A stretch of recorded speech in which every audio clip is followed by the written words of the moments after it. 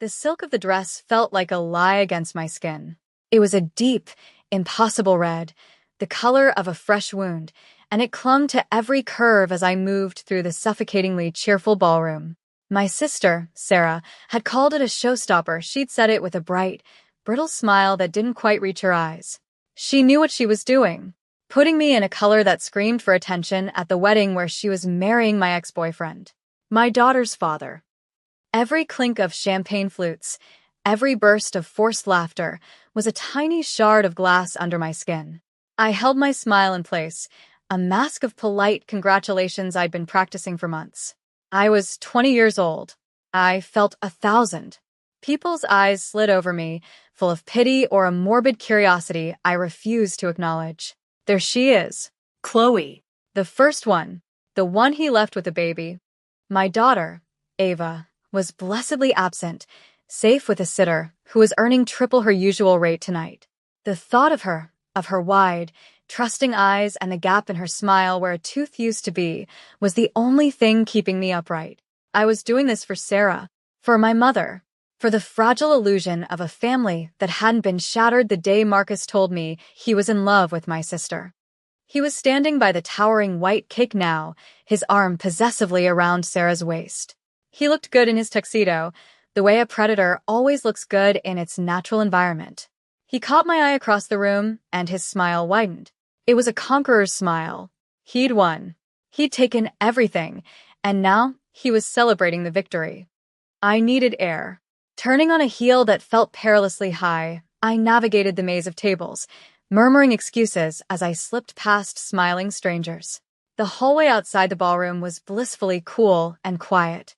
I leaned against the flocked wallpaper, the pattern pressing into my bare back, and finally let my breath out. My phone felt heavy in my clutch. A lifeline. That's when he appeared, materializing from the shadows of the corridor as if summoned by my despair.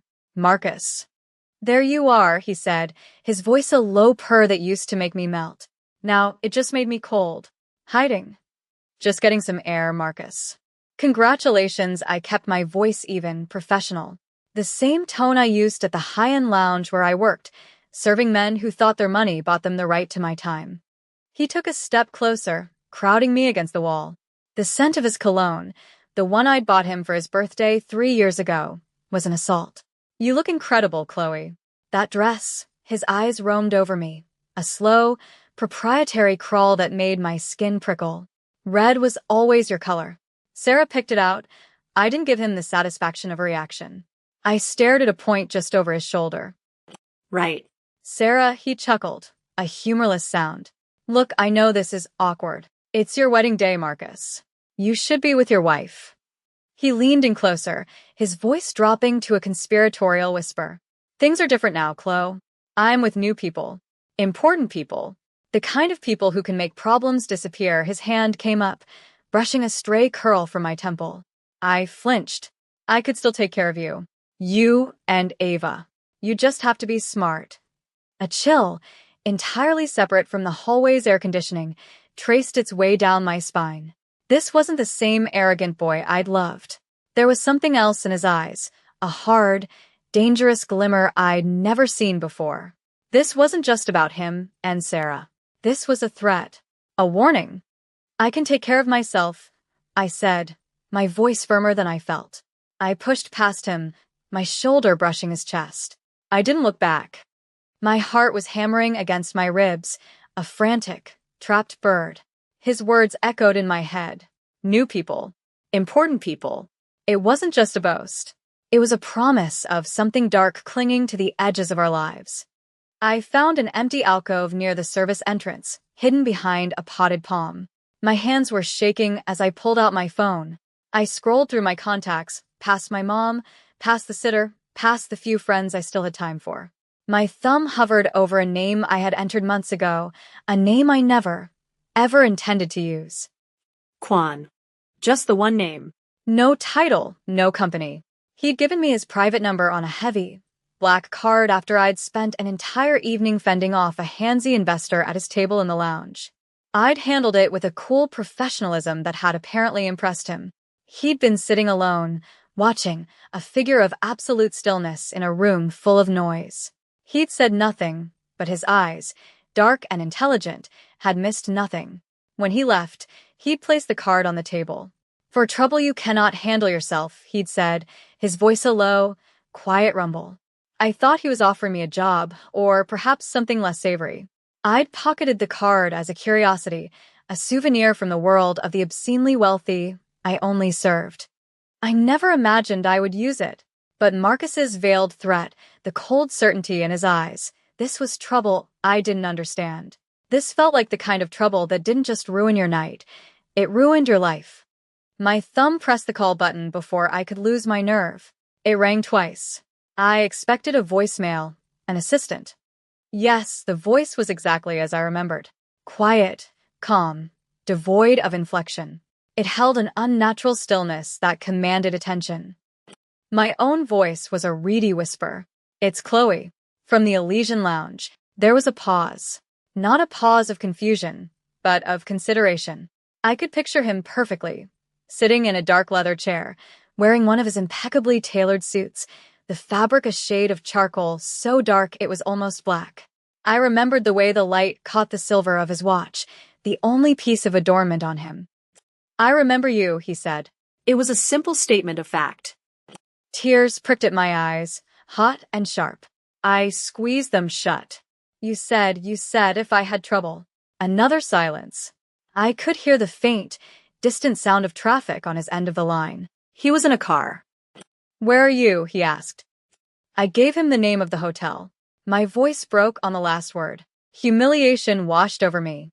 I was 20 years old, a mother, and I was calling a man I barely knew, a man who radiated a quiet danger that was both terrifying and magnetic, to rescue me from my sister's wedding. "I'm calling a car for my daughter. Can you just get me? Please." The line was silent for a long moment. I thought he was going to hang up to dismiss me as some hysterical girl. "Stay where you are," he said. The finality in his tone was absolute. He didn't say he'd be there soon. He didn't offer comforting words. He stated a fact. And then he hung up. I slid down the wall, my red silk dress pooling around me on the floor. I hugged my knees to my chest and waited. I didn't know who Quan was, not really. I knew he commanded a quiet, intense respect from everyone who approached his table. I knew his suits were probably worth more than my car. And I knew that when he looked at you, you felt seen. Not just your face, but everything you were trying to hide. 10 minutes later, my phone buzzed. An unknown number. A single text message. Front entrance. Black sedan. I stood up, smoothing down my dress. I took one last look back toward the ballroom, at the life I was supposed to be a part of, at the happy couple celebrating on the ruins of my own young heart. Then I walked away. The night air was cool on my flushed skin. A sleek, black sedan, so polished it looked like a piece of the night sky, was idling at the curb. It was utterly devoid of markings, its windows tinted to an impenetrable black. The valet and the doorman gave it a wide berth, their gazes averted as if the car itself demanded a particular kind of respect. The back door opened from the inside.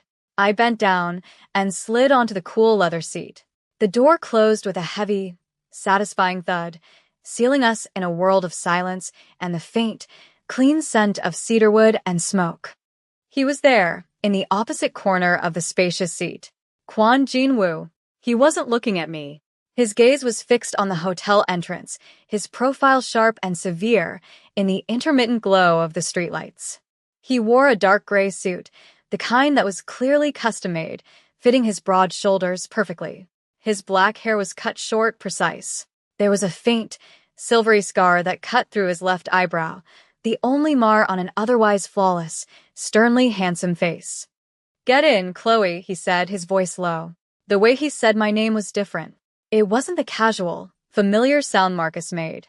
Quan said it with a strange deliberation, as if the name itself had weight. The car pulled away from the curb, gliding into traffic with an unnerving smoothness. We drove in silence for several blocks. I stared out the window, watching the city lights blur into streaks of color. I should have been terrified, sitting in a stranger's car, a man who exuded an aura of contained power that was more intimidating than any overt threat. But all I felt was a profound, bone-deep sense of relief. For the first time all night, I could breathe. "Thank you," I finally managed to say, my voice small in the quiet car. He turned his head to look at me then. His eyes were dark, almost black, and they held an unnerving intelligence. He didn't smile. He didn't offer a polite dismissal of my thanks. He simply watched me. "Your ex-boyfriend," he said, his voice a flat, even tone. "Marcus Vance, it wasn't a question. He is now an associate of the Jang family." I stared at him confused. I don't know who that is." "They are my competition," he said, as if that explained everything. "And they are neither careful nor clean in their business. Your presence at that wedding tonight, your history with him, makes you a liability, a loose end." The car turned, but it wasn't in the direction of my small apartment. It was heading downtown, toward the gleaming towers of steel and glass that scraped the sky. "Where are we going?" I asked, a knot of apprehension tightening in my stomach. "My daughter." "Your daughter is being picked up as we speak," he said, his gaze unwavering. "She will be brought to you. You are both coming with me." The calm relief I had felt moments before evaporated, replaced by a sharp, cold fear. This wasn't a rescue. This was an abduction. "Coming with you where?" "I can't just leave. I have a job, an apartment." "You have a target on your back," he corrected me, his voice dangerously soft. "Marcus Vance made you a part of his world tonight, whether you wanted to be or not. And my world is the only place you will be safe from it." The penthouse was less a home and more a fortress in the sky. It occupied the entire top floor of a sleek, anonymous skyscraper. The elevator opened directly into a vast living space walled with floor-to-ceiling windows, revealing a breathtaking panorama of the city's glittering sprawl. The furniture was minimalist and severe: black leather, chrome, dark wood. There were no photographs, no clutter, no sign that a human being actually lived here. It was as sterile and controlled as the man who led me into it. I stood awkwardly in the center of the room, the red of my dress a garish splash of color in the monochrome landscape. He shrugged off his suit jacket, tossing it over the back of a chair. The movement was fluid, economical. Underneath, he wore a crisp white shirt, the sleeves rolled up to his forearms, revealing taut, corded muscle and the intricate edges of dark ink coiling around his right wrist. "There are clothes in the second bedroom," he said, gesturing down a long hallway. "Anything you need, ask the woman who brings your daughter. Her name is Mrs. Kim." He walked over to a wet bar, pouring amber liquid into 2 glasses. He didn't ask if I wanted one. He simply set a glass down on the marble countertop near me. "I don't understand," I said, my voice trembling slightly. "Why are you doing this? You don't even know me." He took a slow sip of his drink, his dark eyes watching me over the rim of the glass. "I know that you are the mother of a 7-year-old girl. I know that you work 12-hour shifts to afford a small apartment in a bad neighborhood. And I know that you handled a man twice your size who represented a $50 million account for my organization with more grace and composure than any of my trained security." He paused. "I make it my business to know things. And I do not tolerate loose ends, especially when they are connected to my enemies." His words should have terrified me, but there was a strange, dispassionate logic to them that was almost calming. He wasn't acting on emotion. This was a tactical decision. I was a problem on his chessboard, and this was how he was controlling the piece. An hour later, Mrs. Kim arrived. She was an older woman with kind eyes and a spine of steel, and she held Ava's hand.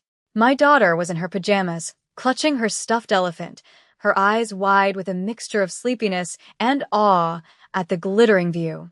Seeing her, safe and unharmed, was like taking my first full breath in hours. I rushed forward, sweeping her into my arms, burying my face in her hair. She smelled of toothpaste and sleep. "Mommy, who is that man?" she whispered, pointing a small finger at Kwan, who stood silently by the windows, observing the scene. "That's a friend, sweetie," I said, the life feeling clumsy on my tongue. Kwan's expression didn't change, but I saw something flicker in his eyes as he looked at Ava. It wasn't warmth. It was something more complex. A kind of guarded assessment. The next few days passed in a surreal haze. We were gilded prisoners. Mrs. Kim brought us food, clothes, toys for Ava. I had no phone, no access to the outside world. My life had been scooped up and deposited into this sterile, silent sky prison. Kwan was a fleeting presence. He would be gone when we woke up and would often return late at night, long after Ava was asleep. On the third night, I couldn't sleep.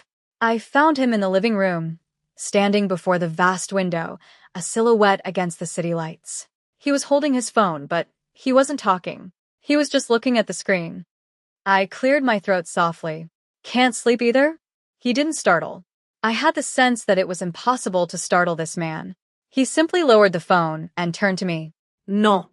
I want to thank you, I said, walking closer. For Ava. For keeping her safe. He gave a slight, almost imperceptible nod. My eyes drifted to his phone, which he hadn't locked. The screen showed a photograph of a woman with long, dark hair and a bright, laughing smile. She was beautiful. His thumb moved, and the screen went black. But not before I saw the raw, unguarded pain that flashed across his face. It was there for only a second, a crack in the marble facade, but it was the most human expression I had ever seen on him.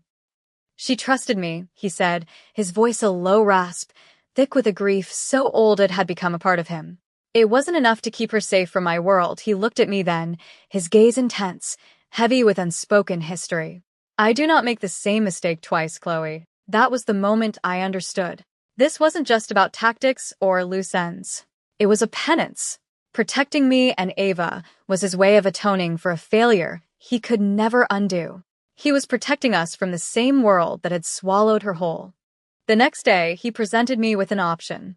A plane ticket, a new identity, a bank account with enough money to start over anywhere in the world.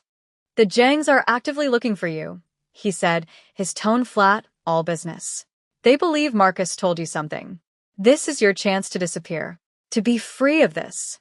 I looked at the passport in his hand, at the unfamiliar name under a picture of my face. Freedom. It was everything I should have wanted. But I thought of Marcus's cold eyes, of the threat that was not just from him, but from the entire world he'd stumbled into. Running meant looking over my shoulder for the rest of my life, wondering if Ava and I were truly safe. I looked up at Kwan, at the unyielding certainty in his posture. He was a cage, yes, but he was the strongest cage I had ever seen. The danger was outside his walls, not within them. No, I said, my voice clear and steady. We're safer here, with you. His jaw tightened, almost imperceptibly. He had offered me an escape, and I had chosen to stay. For the first time, I had made a deliberate choice to be in his world. I saw a flicker of something in his eyes, surprise, maybe even a reluctant respect. He slid the passport back into its envelope. The decision had been made. Later that week, the danger became real. He came home with a deep gash on his forearm, his white shirt stained with a slash of crimson. He walked into the penthouse as if nothing was wrong, but I saw the tight line of his mouth, the way he favored his other arm. Let me see that, I said, my voice leaving no room for argument. I'd had enough scrapes and cuts with a rambunctious 7-year-old to know my way around a first aid kit. He hesitated, then relented, sinking onto one of the low leather sofas. I retrieved the kit Mrs. Kim kept stocked in the bathroom and knelt before him. As I carefully cleaned the wound, my fingers brushed against his skin. It was warm, alive. The proximity was dizzying. I was acutely aware of the hard muscle under my touch, of the faint scent of cedar and ozone that clung to him. The silence in the room was a living thing, charged and heavy. I looked up to find him watching me, his gaze fixed on my face. His eyes held an intensity that made the air feel thin. It wasn't a look of gratitude or pain. It was something else, something I couldn't name. It was the look of a man who hadn't allowed himself to be touched, to be cared for, in a very long time. He didn't pull away. He simply let me tend to him, his stillness a silent confession of a need he would never admit aloud. My world had shrunk to the space of that penthouse, but within its walls, a new and dangerous tension was beginning to grow. It was no longer just about safety. It was about the man who provided it and the unsettling realization that I was starting to see the human being behind the monster.